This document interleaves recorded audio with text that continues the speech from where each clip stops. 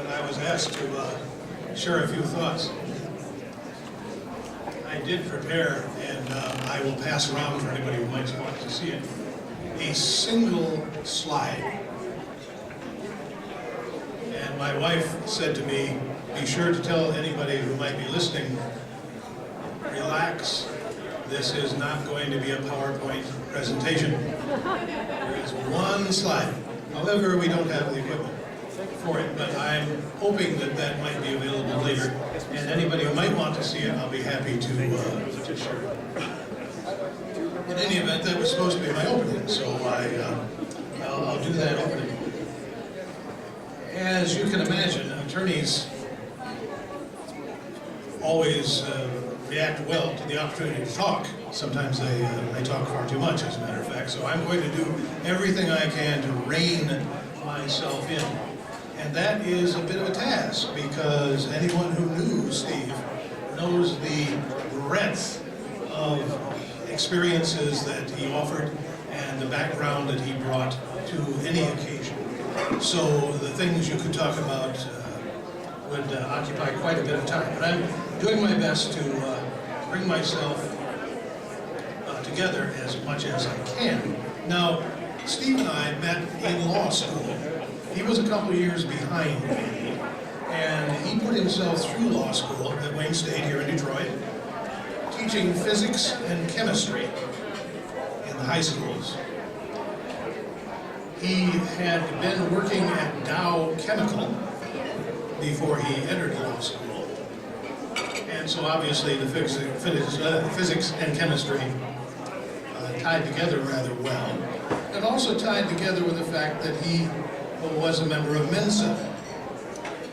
That, of course, made sense on its own level, and as the years went on, it became more and more obvious that Steve was able to bring to any discussion the kind of piercing and penetrating analysis that you associate with someone who scores well with Mensa.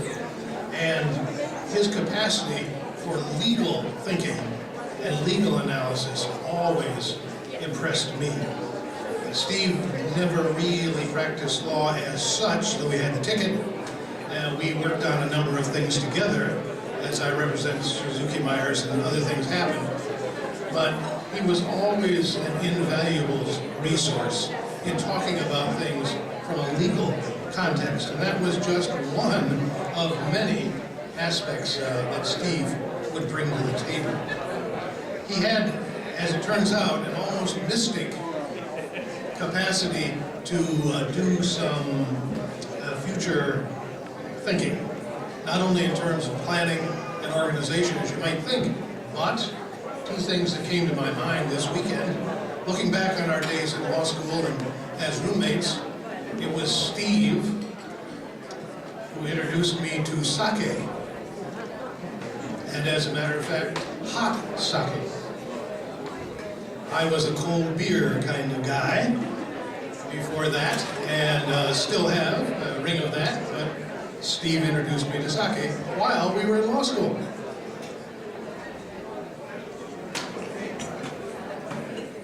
He told me one day, after I was studying for the bar exam, and he came back from school, and he said, you know, I hear there is going around a condition called the Asian flu. Remember, this is way back in the 60s, before this thing was known at all. And he said, Clark, I want you to know, with regard to the Asian flu, if you wonder whether or not you have the Asian flu, then you don't have it. So as I said, it had a kind of foretelling effect. Steve, as I said, was a couple years behind me, and a fellow named Bob Liggett and I set up a practice in Birmingham. And Steve was our law clerk, doing some interesting things with us. I could go into that, which I won't do at this point. But near the end, he was our law clerk while he was studying for the bar exam. And near the end of the time when you he was doing that studying, he came into the office one day and he said, you know, I just got a very interesting offer.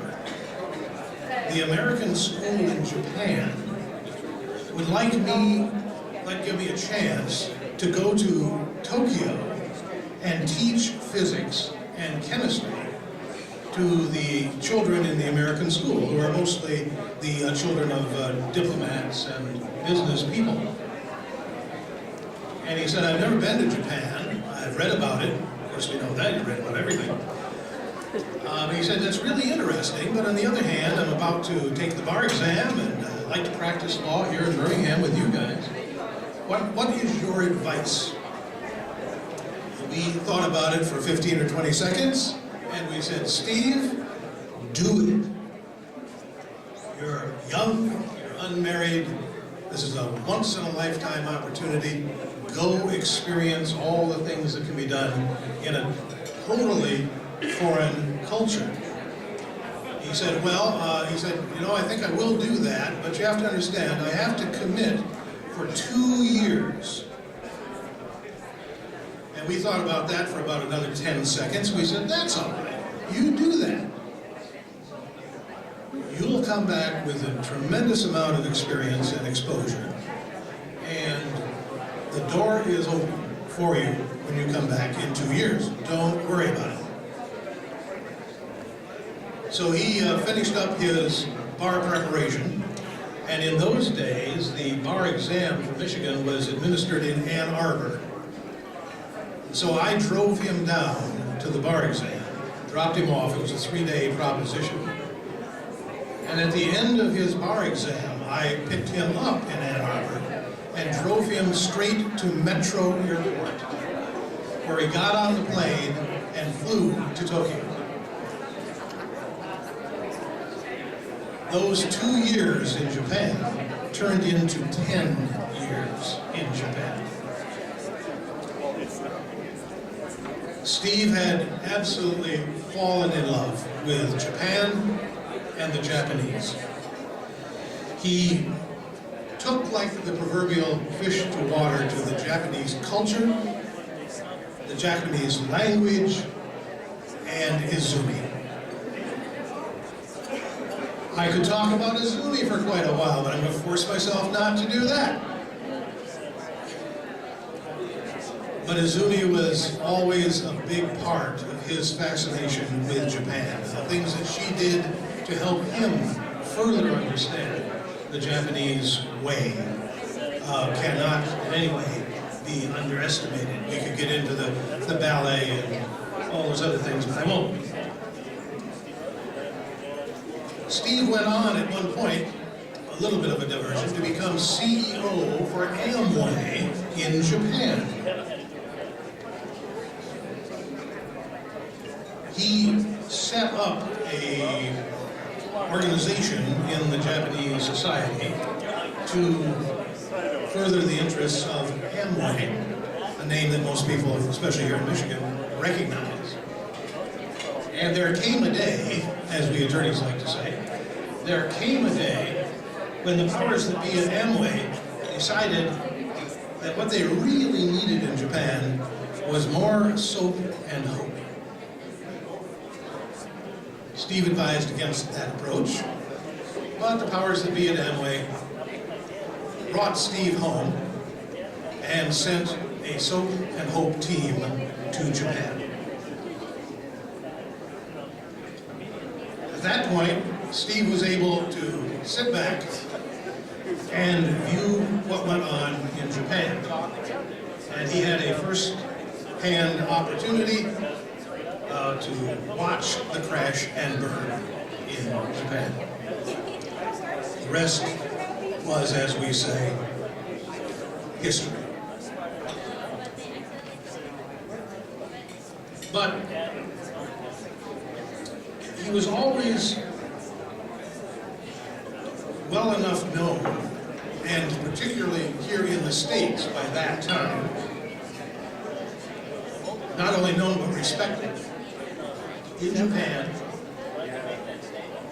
that he started getting more and more requests for advice primarily in those days from the Japanese, who wanted help in dealing with these rather odd gaijin that they kept running into. Steve was the logical guy. That, of course, led to Suzuki Myers Associates. And as we say, the rest is history.